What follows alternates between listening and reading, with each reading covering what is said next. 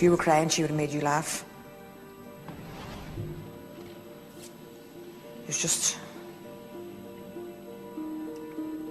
It's funny when you look back at her. Always doing her hair now and her makeup and... Always on the go, wasn't she? Aye, always on the go. She'd lost her mother at a very young age. She'd been vulnerable. She hadn't had a very settled upbringing since her mother's death. And despite all that, her teachers in school said that she was a talented girl. She was artistic. She was willing to learn. Her friends describe her as being a lovely girl, a bubbly young girl who was friendly and loyal to her friends. You know, she was a good person. Donna called at the house for Arlene around 11 p.m. I says, where are you going? She says, we're going to Bundoran. She says, Arlene, be back round too. Well, I says, there's an Irish pound, Arlene. Get yourself a bag of chips on the way home. And she says, aye. And Arlene kept looking away at me. And I looked and I says, you know, putting on a coat. She says, no. I said, well, no, summer's night. I said to Donna, to do her, who's all going? She says, me, Mammy, Sean and Bob. I says, right. And she says, we'll be back around 2 o'clock. I says, see you later. But Arlene never returned home.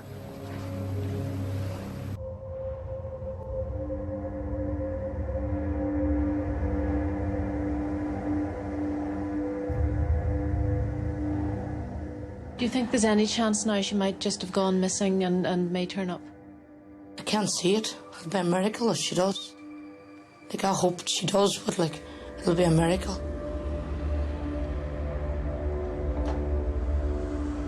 Arlene Arkinson has been failed. And failed simply because she's a 15-year-old girl who never came home. The family has been failed. They have been re-traumatised and re-traumatised as time has gone on. And women have been failed in the sense that we are no safer now in 2021 than we were in 1994, than we were in 1965. Arlene Arkinson, who's 5'4" of sturdy build with blonde shoulder-length hair, left her home in Castlederg 6 weeks ago to go to a nightclub in Donegal. She had no clothes, nothing, wear, no money or nothing. Arlene's not usually like that.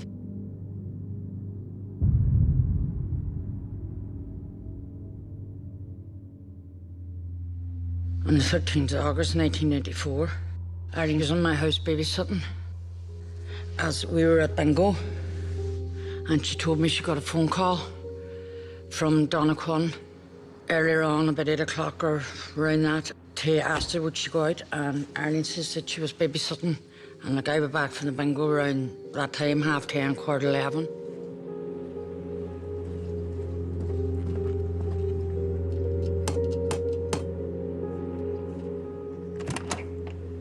Is Arlene in? Hi, Arlene. Is your mommy going? Aye, my mommy's going. And when Donna came to the door, I said, who's all going? She says, oh, me, Mammy, Sean and Bob. Robert Howard had come to Castlederg some years before that and was associated with Pat Quinn, who was a middle-aged woman who had a teenage daughter called Donna, who was part of Arlene's circle of friends. Do you have any money for me? When Donna had asked Arlene to go, apparently she had said that Pat Quinn, her mother, who would have been another adult, was meant to be in the car, but she wasn't. Howard's in the car, unknown to Kathleen, that arrangements seemed to have changed because at one stage Kathleen was told that Donna Quinn's mother, Pat, would have been coming along as well, but Pat Quinn didn't actually go to Bundoran. That's the last time I saw Arlene.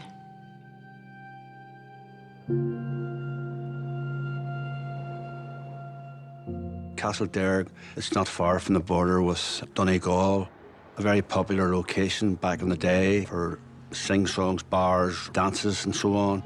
Even in spite of the kind of divisions that there were because of the Troubles and because maybe of sectarian feeling, it was quite a small town and it's quite close-knit.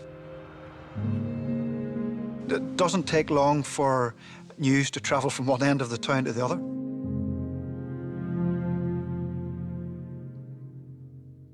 I formed a picture of Arlene from her family as this really lovely young girl who, yes, was a bit wayward, but only in the way of lots of young girls of her age.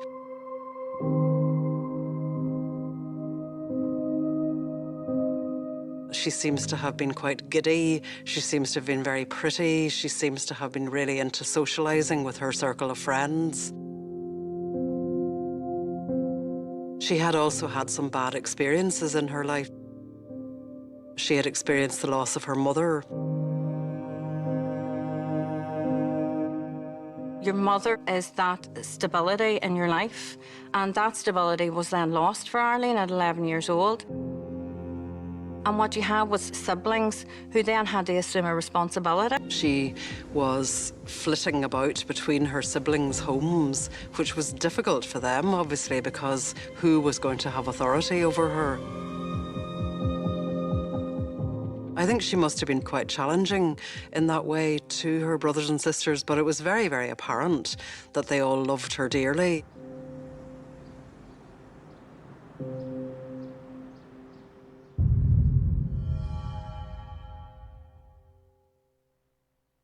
The Sunday, the next day, I went over to Merton's. I says, get Arlene up. Is there anything not back, Helen? That's checkers.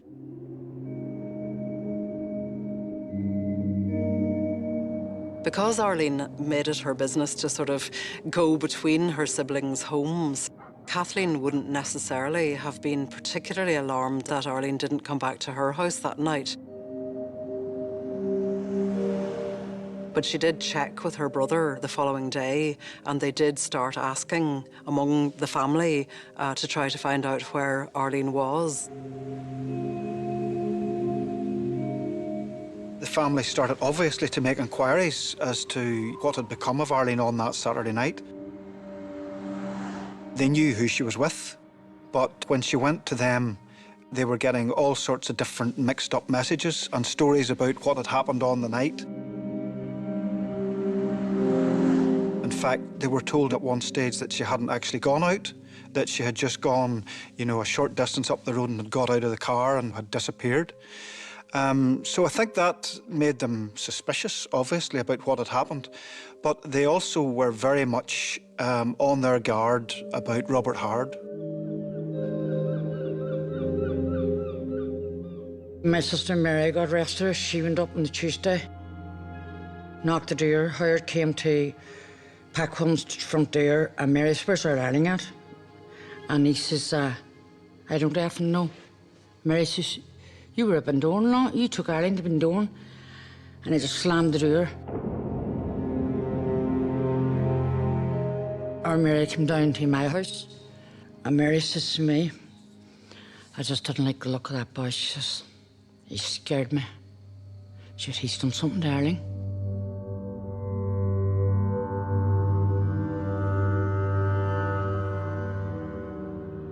If you look at pictures of Howard, he was a pretty sinister-looking man. He looked like the sort of person you would not want your young daughter to be in the company of.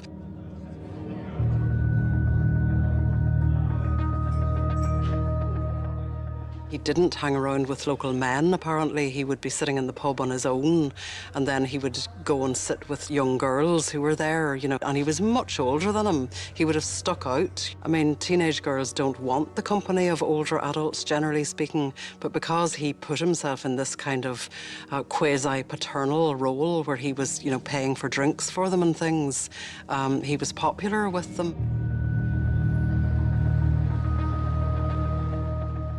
I went on the pack homes myself, and I says, you didn't see Arlene? No.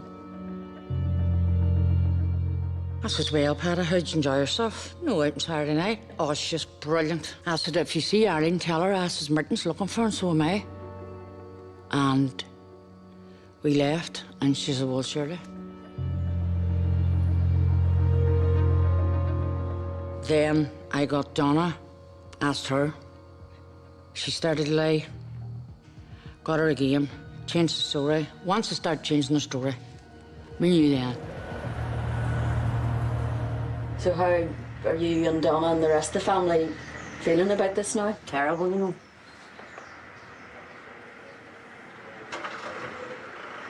Do you think she'll turn up? I'd love her to turn up right now. I'd love to see her turning up, definitely will. Would you be hopeful that she will? Yeah, I'd love to say weeks.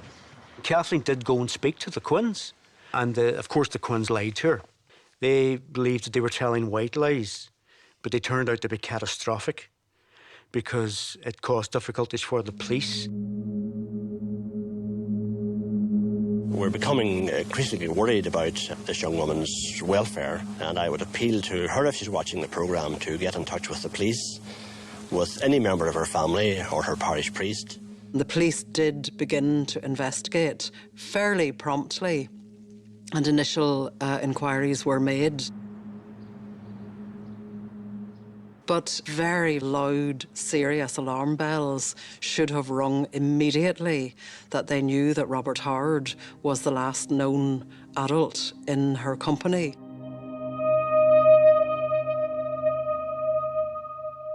Robert Howard was born in 1941 in a very rural part of County Laois called Wolf Hill.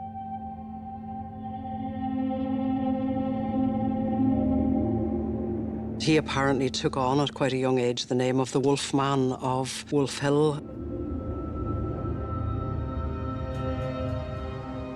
Robert was thrown out of home at a very young age before he was a teenager. And that part of the country, it's full of caves, it's full of old coal mines, it's full of old structures associated with derelict mines and so on. So as a boy, he would have known all of those kind of places. The first known assault that he carried out was in 1965 when he was in England.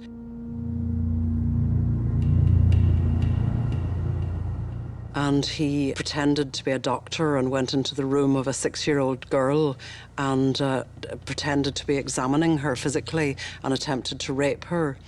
And for that crime, he was given 9 days in Borstal. This man had been responsible for some horrific, heinous crimes that I would expect him never to have seen the light of day for. There was a case where he had repeatedly raped a woman who had disabilities. He had stuffed her mouth, I think it was with cotton wool, and only that somebody had come the next day to make sure she was okay. You know, you could have had another victim of Robert Howard. I, as a woman, feel perfectly justified in asking, how did Robert Howard end up back on the streets after a litany of crime before we even got to 1994?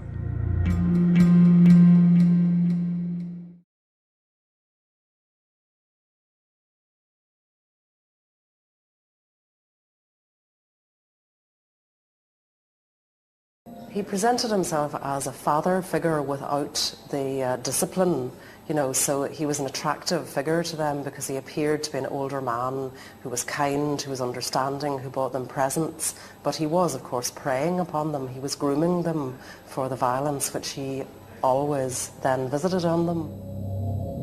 Howard was arrested and charged with rape. It was while he was out on bail that another teenage girl became the focus of a police inquiry. Arlene Arkinson had vanished and was last seen alone in the company of Robert Howard.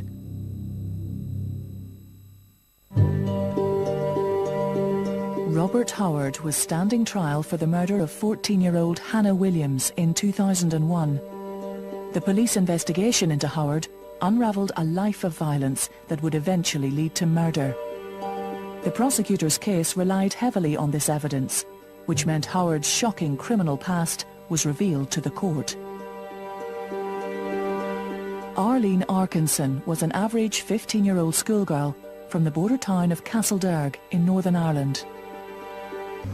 It has since emerged that everybody else got dropped off, and he then was last seen disappearing in his car with Arlene somewhere between Bundoran and Castlederg, which is very wild, mountainous, lonely countryside. And Arlene has never been seen alive again. As time passed, the Arkinsons became increasingly concerned about Arlene's whereabouts. Her sister made an appeal on local television. Definitely not like Arlene to be this long away. It'll be 2 months now on Saturday. Definitely not like her not to contact none of the family or just contact a friend or somebody. She's no clothes, no nothing wear. And she's only has new clothes bought. And like, definitely it's not like Arlene at all. Another of Arlene's sisters confronted Robert Howard at his home. She says, where's our Arlene?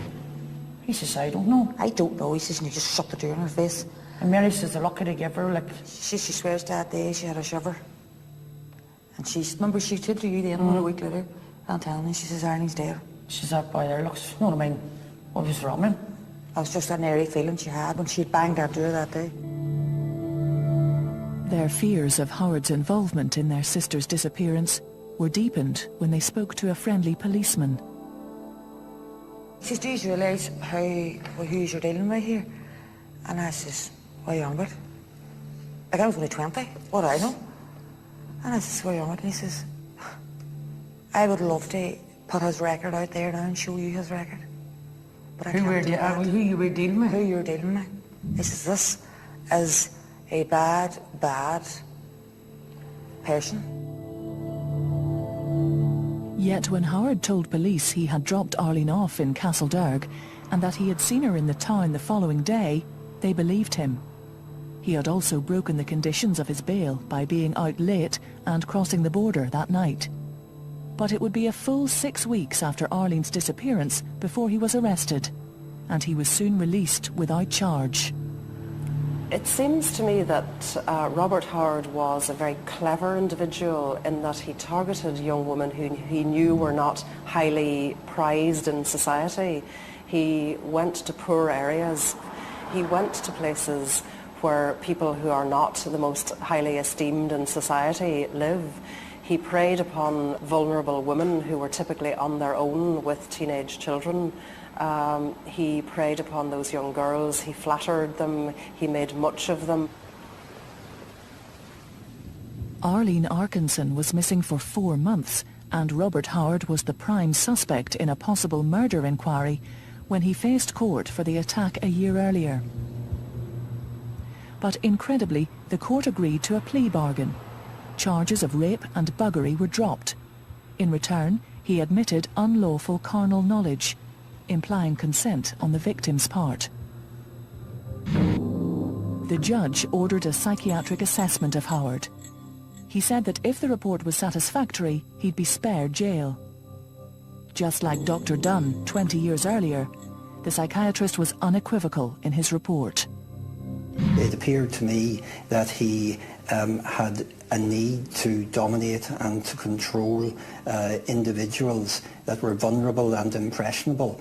And having regard to that, I took the view that until he had fully assuaged his needs or until he was treated, he would continue on refining and engaging in the behaviour that he had engaged in to that point in time. Crucially, Dr. Bones wasn't told that a rope had been used in the attack on the young girl. It was a critical piece of information and would have clearly established Howard's pattern of offending. He had a need to make an impression on impressionable individuals, and he gained considerable gratification from that. That was the element of his power over the person, but he also had to have control over the person before he moved on to any form of sexual behaviour. And to have ultimate control and power over a person in that situation, you need to have the capacity to physically disable the individual. So thus the issue of the rope was very important. But Robert Howard walked free with a suspended sentence, and the judge told him to stay away from teenage girls. I was surprised because As I've already mentioned, I felt that this individual fitted a profile of pervasive deviant needs that would continue if he was not checked, if he was not treated, if he was not closely monitored into the foreseeable future.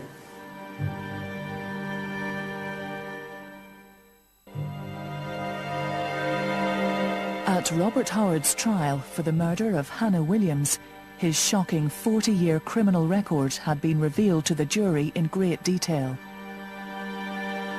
But he continued to protest his innocence and took to the stand to defend himself. He was very articulate. I think he responded well towards the jury. One could never describe him as charming, but quite persuasive, I suppose, in many ways. But what he would say, claim, was that he obviously hadn't killed Hannah. He explained how he knew her, how he'd met her with his partner in Deptford Market just by chance one time, denied ever making the telephone call. But we put it to him that he was responsible, and he denied it throughout. The Arkinsons travelled to Kent to give evidence. For the first time, they too heard the full details of Howard's past. To get the depth, detail of what he had done, and it's only us that actually heard that in the court. And to hear that firsthand in the court and looking at somebody like that and knowing, it was just sick. It took the jury just 3 hours to reach a verdict. Guilty. I just felt emotionally drained, really, because, you know, you never know what a jury might do. You know, it's difficult, but quite an emotional time for everybody, because this was a particularly, I mean, murder is bad anyway, but this was horrendous. This was a young girl going about her business, you know, with probably not a care in the world at that particular time, and she's been snatched from that market, or lured away from that market and killed by Robert Howard. And the family had been left for 11 months not knowing what had happened to Hannah. So for them it was a great result, really. His past was catching up on him, and they thought, everybody thought, that this would mean that justice would be done in Arlene's case as well. In fact, one of the Arkinson family told me that when they were leaving Kent, Hannah Williams' mother threw her arms around them and said, "See you in Ireland," because it was assumed that Mrs. Williams would be called to give evidence in court in Belfast. It was the only victory we ever got for Arlene. We had no victory here. None whatsoever.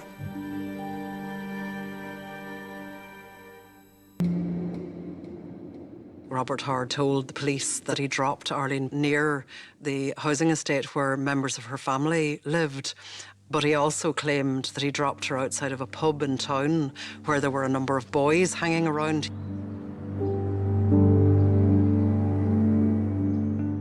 So the police subsequently did a search of the area around the pub, but they didn't seem to pay very much attention to Kathleen's consternation about the fact that her sister had last been seen in the company of a man who was known to everybody to have been extremely dangerous as far as young girls were concerned.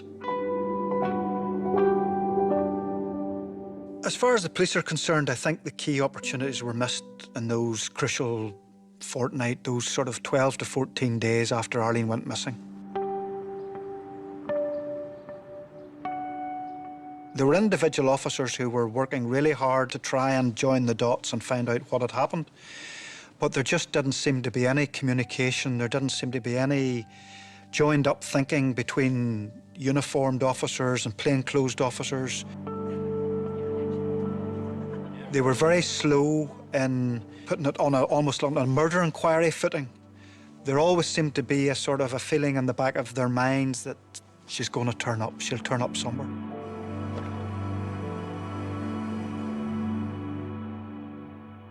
In cases of missing persons, it's often very difficult for us to assess very quickly as to whether a crime may have been committed or whether the individual is in fact missing or is away and just simply not wanting to be found. So some of those early investigative questions are always very difficult, and certainly in Arlene's case, that difficulty definitely did exist, which resulted in this case not escalating from being a uniformed investigation as it was at the time to becoming a major investigation. I think the time interval was somewhere around about 2 weeks. But today, you know, we would see that escalation much more rapidly. I remember Arlene Arkinson telling me at that time that a policeman had said to her, "I wish I could show you Robert Howard's record, it's as long as your arm." So it would appear that they did have access to the record.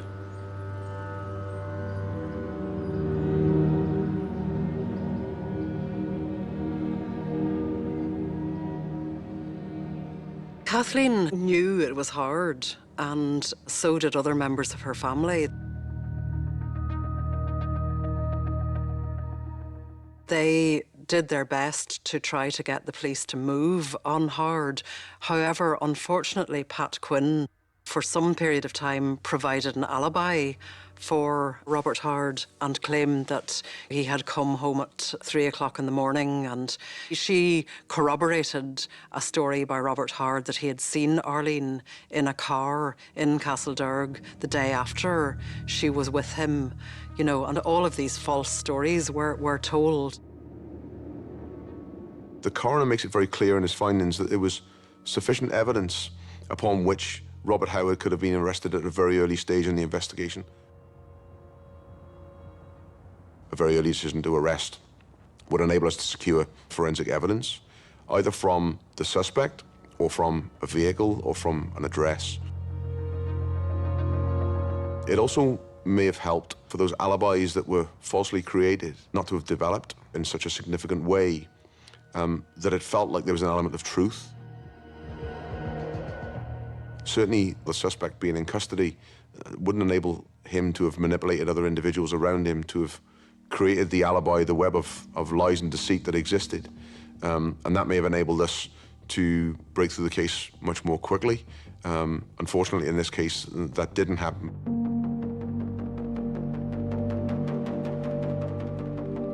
He is then, at that time, out on bail in relation to a very serious assault on another child. Just 16 years of age. And she was held captive in Howard's flat. She was drugged and raped over an extensive period of time. Then, when she was able to come round and get to her senses, escaped from Howard by jumping out the window and made her way to the local police station at Castlederg. He was then charged with a series of very serious offences that really, on any level and any other jurisdiction, would have amounted to custody. He should never have been on bail. How did the alarm bells not go off? He's out on bail for raping another child. He's the last person to be in the company of Arlene. You better get him. Who else could it be? And so they don't do anything about it, which to me is just absolutely appalling.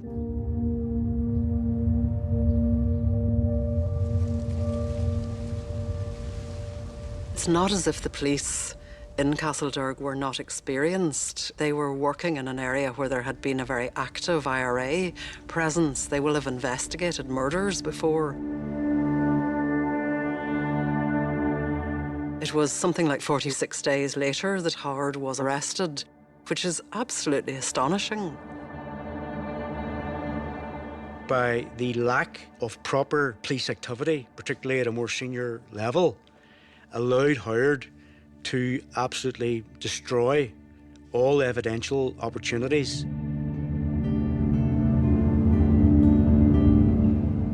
I don't understand why his car wasn't immediately searched. There should have been enough known from his record to recognise that the car would be of interest for forensic reasons. This is the car in which poor Arlene probably spent her last hours.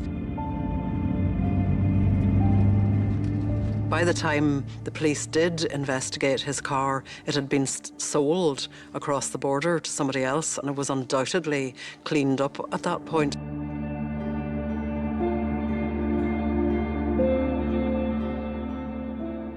The prosecution, in the case of the other young girl, got an expert psychiatric opinion of Howard. And this guy was just a complete menace and a danger, a psychopath.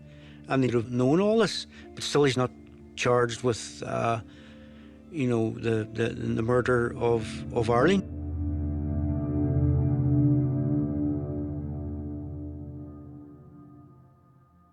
I would have done regular pieces with Kathleen and the family. You know, I'd have marked anniversaries, for example. From time to time, there would have been sightings, and the police would have maybe made appeals about a particular sighting of a girl who maybe resembled Arlene in a certain area. I think there were a couple maybe in England. And that really just kept the story almost ticking over. But for all intents and purposes, the trail had run cold. In 1995, Howard came up in court for the offences against the 16-year-old girl. They had, of course, by that stage been seriously reduced, but he got a 3-year suspended sentence. Howard was apparently driven out of Castlederg by people associated with the IRA, and he then retreated to a caravan somewhere down about the border. He then fled Ireland altogether, and I think the next time really he comes onto the radar, he's in Glasgow. Then his identity is revealed in Glasgow, and I think it was published in a paper, and he fled again from Glasgow.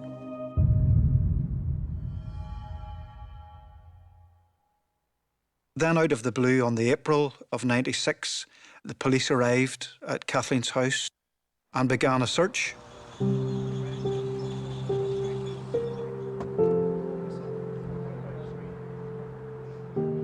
There were media there that morning when they arrived. The story obviously broke very quickly and very dramatically.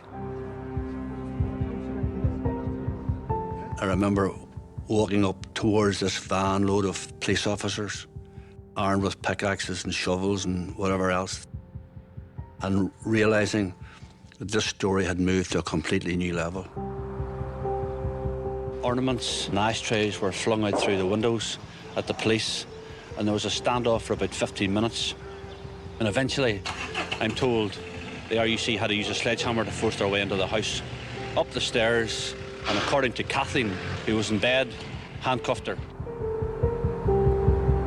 I think what made the whole thing worse was that the family had been trying to fight for justice for Arlene, and then they're suddenly seen to be suspect. But also, the cameras were there ready to record this humiliating incident where Kathleen was obviously really angry and really distraught.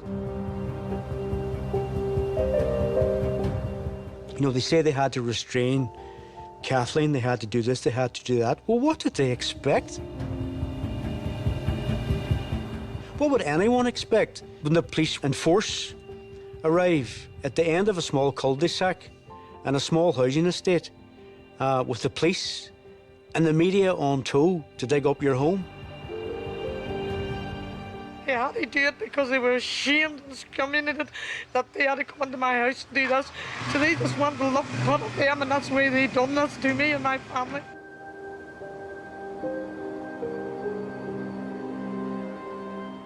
Anything that we do alongside the media is done for a very clear investigative purpose. It doesn't preclude us from taking difficult decisions, sometimes to do difficult things. There will be a deliberate decision that's taken to conduct our media engagement in a particular way because there's a need for us to do it in that particular way, but that's a decision to be taken at the time by the specific SIO. My recollection is that dig was undertaken as a result of an anonymous tip-off. You know, so clearly questions need to be asked in terms of where did that come from and what motivated the police to take that so seriously that they thought that it was a legitimate call, that they felt that they would create what effectively was a whole public furore, I suppose, around the family and around Kathleen, who was, I suppose, the single voice in all of this, leading a call for justice for her sister, and yet here the tables are turned. While the police say they recognise the distress caused to the Arkinsons, they insist they followed a line of inquiry that couldn't be ignored. If the source is reliable, why didn't the police at the time, since they were in Kathleen's kitchen the day before, say, look, we have some distressing information, you're not going to like it, but this is the allegation that has been made, we know it's uncomfortable, but the only way round this is that you let us search your home? And I have no doubt that Kathleen would have said, well, of course. They had to come in and ask me, you know, can I go into your garden? We got a tip off Arlie was in the garden. I says, knock the house down if you want it, sir. You know, do what you want. I don't care. But it was the way they done it. It was unbelievable. At just after 9 o'clock this morning, police arrested Stephen Walsh, who lives at the house with Kathleen Arkinson. Then when it comes to nothing, they place Kathleen's partner in the police car in front of everybody, being arrested as a suspect for Arlene's murder, which was just awful. They had no basis at all to pursue him, but of course what it did took the heat off Howard, and it looked as if they were doing something. The relationship between the Arkinsons and the police, it didn't recover, it will never recover, and it can't recover as a result of that. It tarnishes how people reflect back on the people involved in the case. And if you compare it with the 46 days to arrest Robert Howard, but yet there they go on an anonymous tip-off to dig up the garden of a woman who has single-handedly and with sheer determination tried to find her sister. And I think certainly it's legitimate to look back and ask, why did that happen? Some of the neighbours even was wondering round here, is there a body? There's nothing was here. Even after it all subsided, it became very difficult for Kathleen to work up any kind of sympathy locally and to kind of continue her campaign to keep Arlene's case in the public eye. It was difficult just to keep the case alive and to keep it in the public eye because, to be honest, there wasn't that much to report.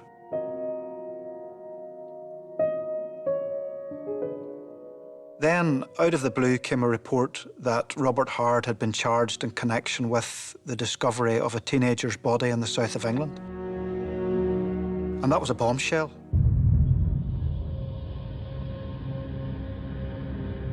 A man has appeared in court charged with the murder of schoolgirl Hannah Williams.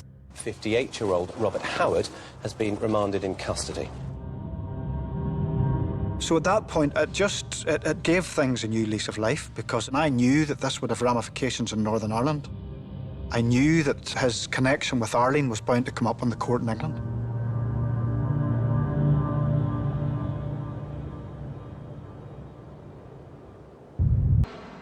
Kent Police took what was probably a very high-stakes gamble because they relied upon the evidence of what Howard had done in Northern Ireland to try and build a case against him in England, because they felt that there were so many similarities between what he had been accused of in Northern Ireland and what they alleged had carried out in England. So in order to do that, they needed to revisit all these cases. They needed to revisit the attack on the teenager in Castlederg and also the circumstances of Arlene's disappearance.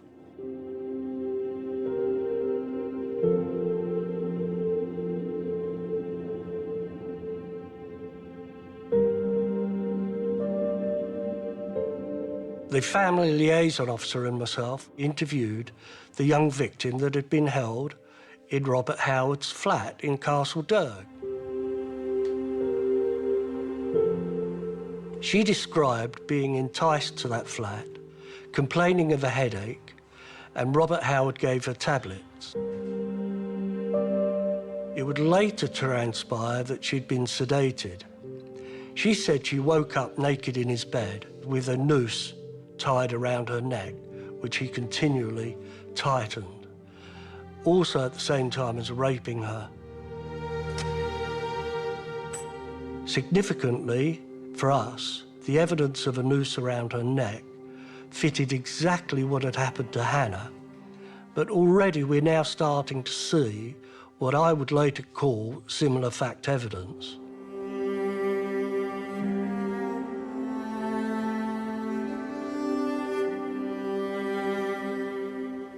In one of my early visits to Northern Ireland, I spoke to the SIO and said I wanted to meet Kathleen and the family.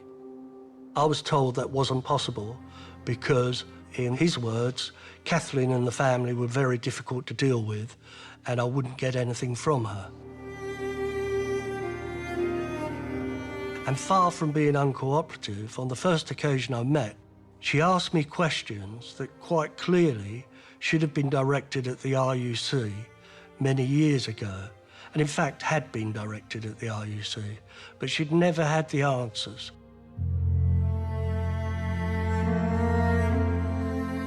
It was clear, in my view, that this was a family that had not been looked after in respect of that investigation.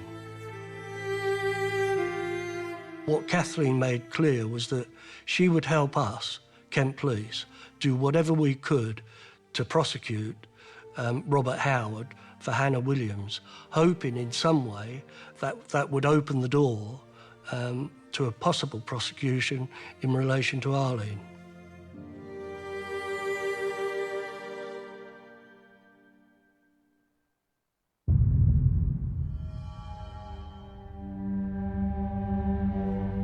Preparing for the trial at Maidstone Crown Court, without any notice at all, I was informed that Robert Howard had been flown to Northern Ireland, where he was charged with the murder of Arlene Arkinson.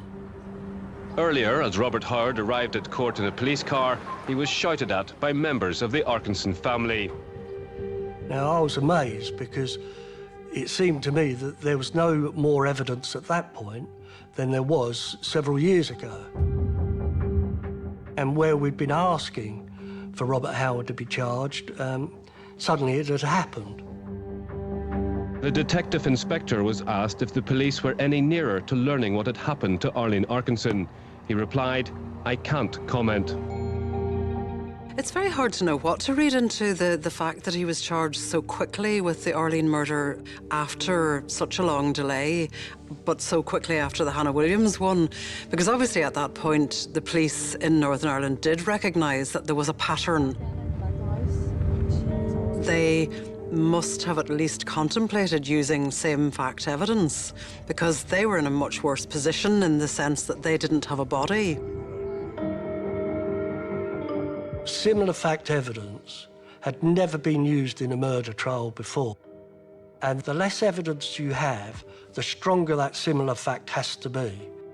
The fact that we had the ligature around Hannah's neck, the fact that the young girl attacked in Robert Howard's flat had a ligature around her neck, was so significant that if the trial judge would allow the jury to consider that, we felt that there was every chance of a successful prosecution.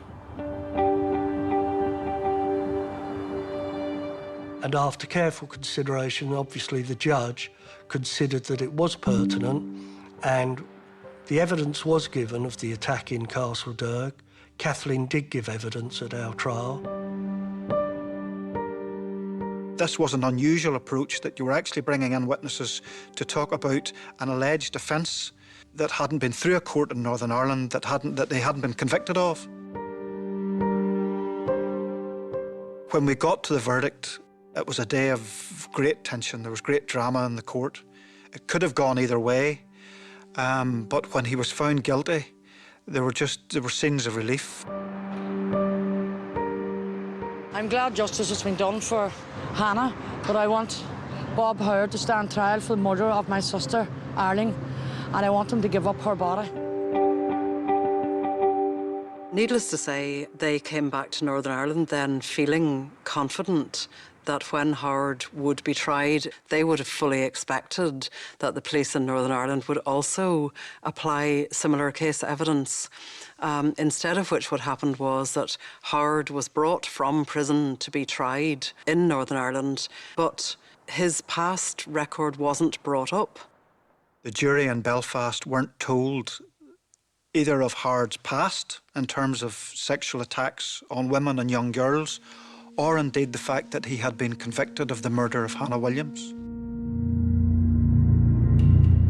I don't really have a very clear understanding of why that similar fact evidence or the evidence of our conviction was never introduced, because I think if it had have been, it would have been compelling.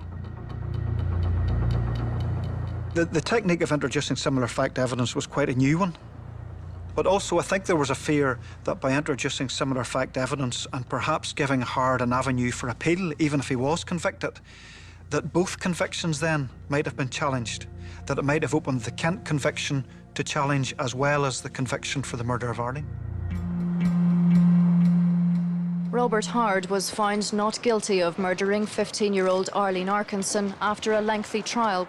The jury felt there was not enough evidence to convict him of the murder.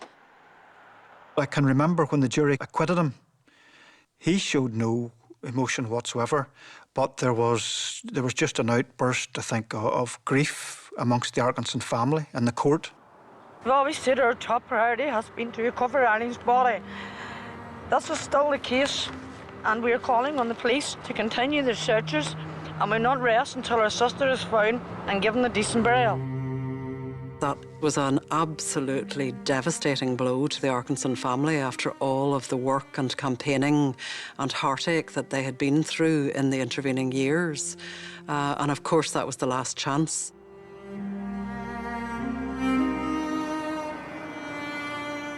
Kathleen and her family, Pauline and other members of the family, their world had almost finished at that verdict being introduced. Bad enough not knowing where Arlene was, but bad enough then to see the man that they knew was responsible for their sister's death getting away with it.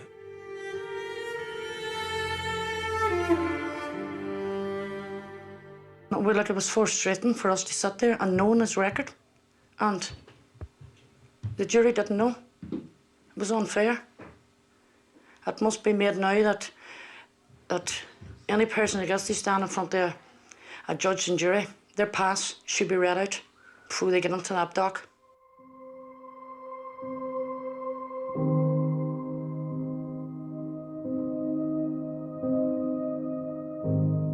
Later around 2006, 2007, that's when I first had been contacted by the Arkinson family in order to represent them at that stage, which was an inquest.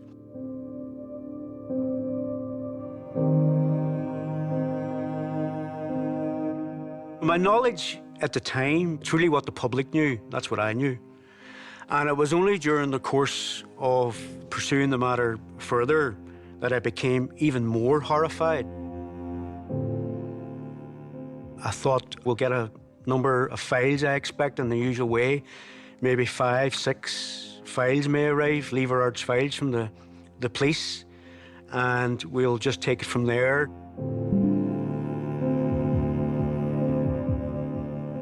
I remember when I stood in my office and looked out the window and noticed the PSNI vehicles pulling up outside my office, filled with lever arch folders. That's when I got the sense of there's a lot more to this case than simply the murder of a child. I'm not going to say it was going to be a basic inquest and it was going to be straightforward. I knew there were going to be difficulties, but I never anticipated what was going to happen. An inquest has been beset by years of delays. Another day in court, another day of disappointment for the family of Arlene Arkinson. The court heard of another potential delay, the granting of legal aid for Robert Howard, who'll be called as a witness at the inquest by video link. The inquest has been adjourned until next week. There was a really start-stop nature to it. As a journalist, it became very, very difficult to follow it because dates would be put in the diary, then they'd be moved, you know, hearings would start and then be adjourned, and it was agonising for the family because they had to try and attend most of these hearings, and it dragged on for years.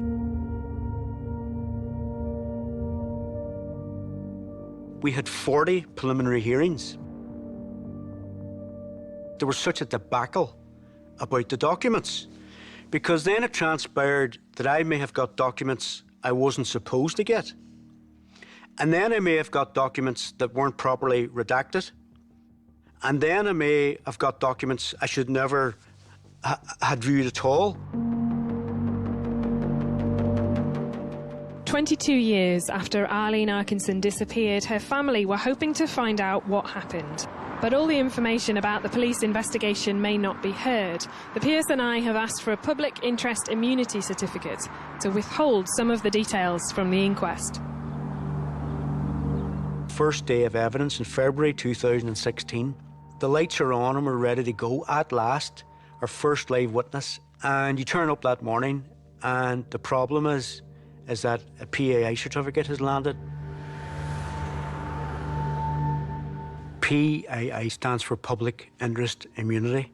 PII certificate is signed by a government minister which has served on the relevant parties in a legal case, effectively to say this information, if it gets into the public domain, is catastrophic.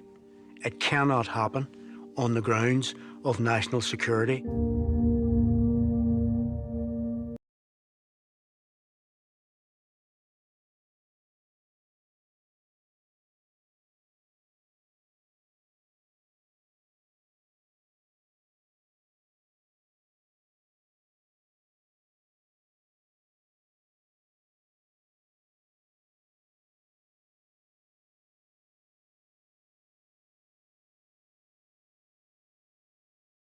These things happen in other cases that are deemed political or involving paramilitaries, but not in relation to the death of a 15-year-old child. It just sets an awful tone because you really do at that stage go, well, why are we doing this? What is the point? We're never going to get anywhere. And it's designed to make the family walk away because that's what they want. Kathleen was smart enough to take that system on, and she was never going to give up, and it's just so brilliant to see that. Kathleen was just pursuing that thing that all families pursue: truth, justice, and accountability.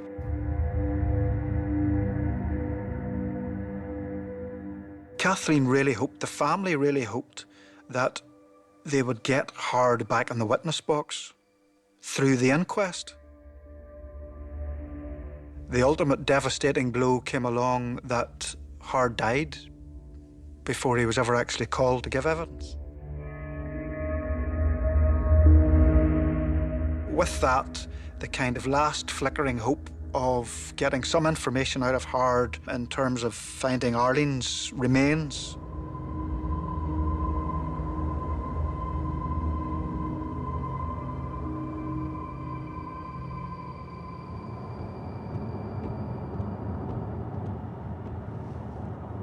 Quite poignant going back up to Castlederg.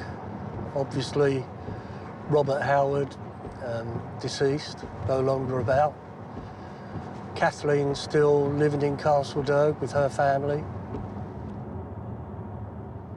Understand Castlederg's been redeveloped somewhat. So yeah, mixed emotions really.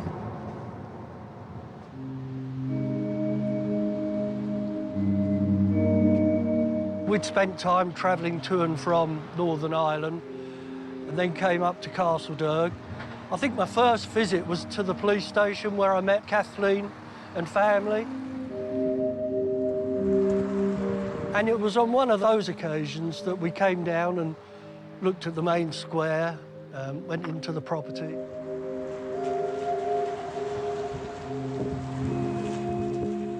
This is where Robert Howard, the man who murdered Hannah and Arlene, lived.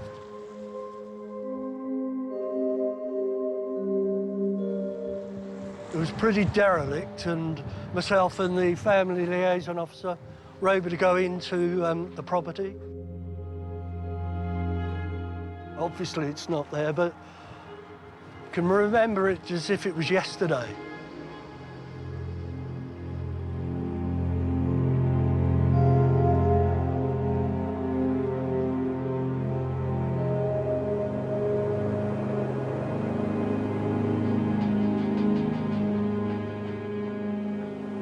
Patricia Quinn in the navy tracksuit top arrives at the inquest into Arlene Arkinson's death with her daughter Donna, who was one of the last people to see the schoolgirl alive. He's happy now, he's got no. The one thing that Pat Quinn said in the witness box, the one thing that I think stuck with everybody was her opening remarks was that we all knew Howard was an informer.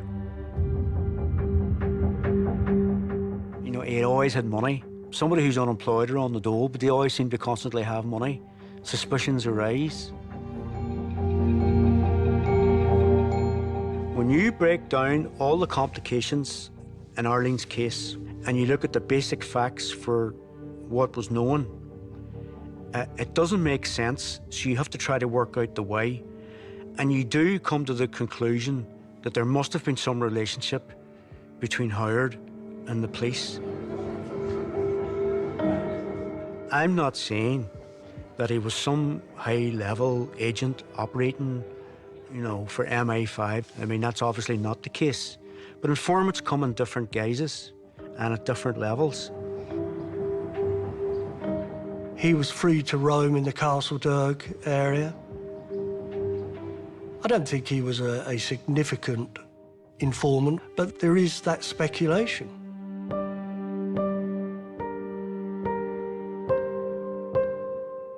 I just can't see of what value he would have been to the authorities.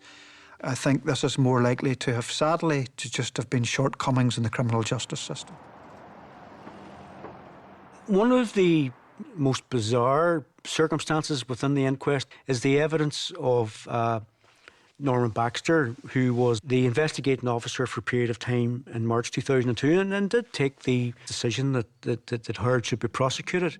By 2002, he told the court, I would say she was a forgotten victim. That's quite a terrible thing. And he added later, Robert Howard could have been charged years earlier. It was a bit of a turning point because it was not the judicial confirmation that we were seeking, but it was the first sort of police confirmation that what Kathleen had been saying all these years was true.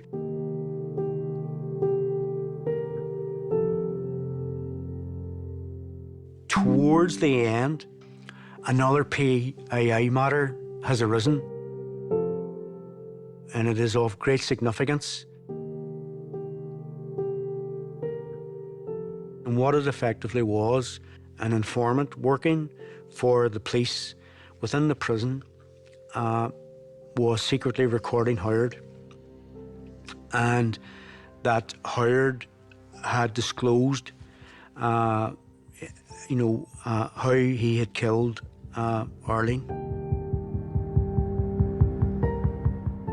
Kathleen and her family, they are totally flabbergasted. They want to hear this information, but then we can't tell them who the source is because the police won't tell us. We're not allowed to know. It's another agent within the prison, and we can't get any details of how, when and where all this happened. As the evidence was read out, I remember Howard describing how he held Arlene over the sink. And the key thing that I remember the agent said is that Howard said that Arlene put up a good fight. It's portrayed to us on the basis that this was their attempt to get him to make an admission. The reason why then, of course, it becomes very convenient is because by this stage, Howard's dead. You know, there's no more lawyers acting on his behalf to object to any of this or to say anything about it. How is it only coming about now? Because we had plenty of time to be told about this in advance. Why do this to this family? What are you doing? I mean, why don't you just be open about this from day one? And that's never been the case here.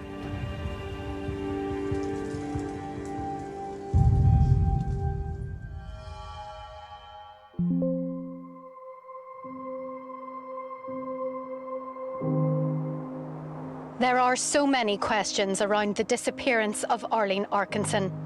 Today, her family arrived at Omagh Courthouse hoping to hear some answers about what happened to Arlene 27 years ago. After a case that lasted 14 years, dealing with the disappearance of a child after 27 years, it's really a day I thought would never come.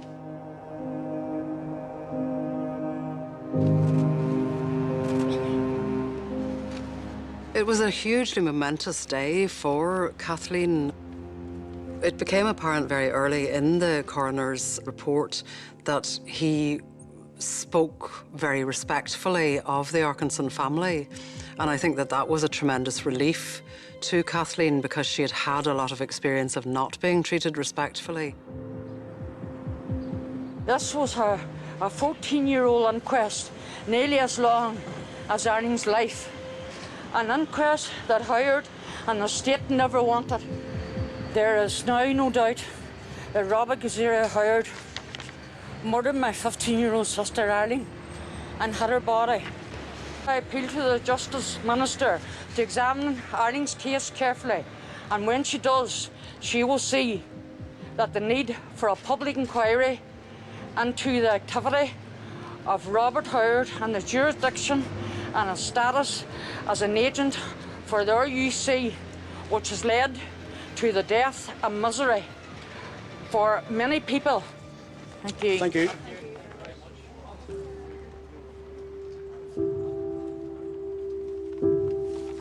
I've never had a case like it. It was an emotional roller coaster as well as a legal one. What struck me was the dignity of the Arkinson family, and particularly the dignity of Kathleen, who endured this for so long. So, I mean, it was great to see her getting her day in court.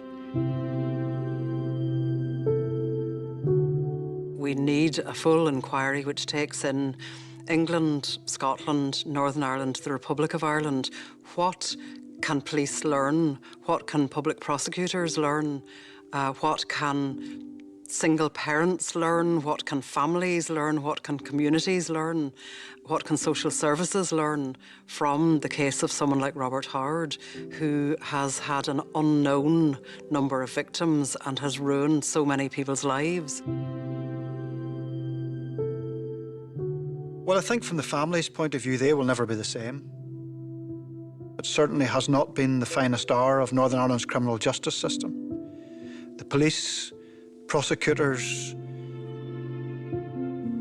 even the coroner's system, the inquest system, I think, have questions to answer about how this has all been handled. Essentially, a teenager was plucked from this earth, was murdered, and her body disposed of, and her body has never been found, and her family have never got justice.